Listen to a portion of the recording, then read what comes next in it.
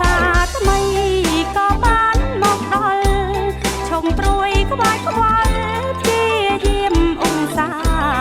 សំដាញ់ថាប្តីប្រមុខរាជរដ្ឋថាលោកបានថ្លែងសារអបអរឆ្នាំថ្មីចំណេញជាទ្រព្យមិនខ្លាចបាត់បង់តស៊ូគឺគង់នឹងឈ្នះជោគជ័យចាយច្រើនកើនច្រើនចម្រើនប្របីកូនក្មួយប្រុសស្រីខ្វះជាសិក្សាចំណេញជាស្ពានឈានឆ្លងមានភព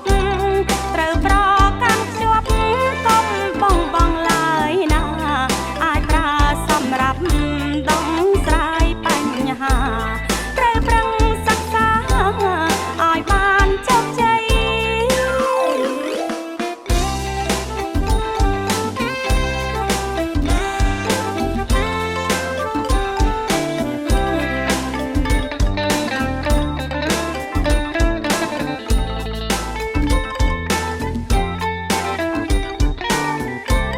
ឆ្នាំសិក្សាចឹង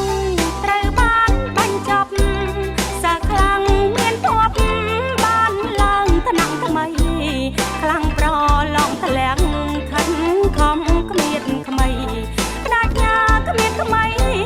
ប្រឹងប្រែងសិក្សាឆ្នាំសិក្សាថ្មីក៏បានមកដល់ឈុំព្រួយក្បាយខ្វល់ព្យាយាមអ៊ុំសា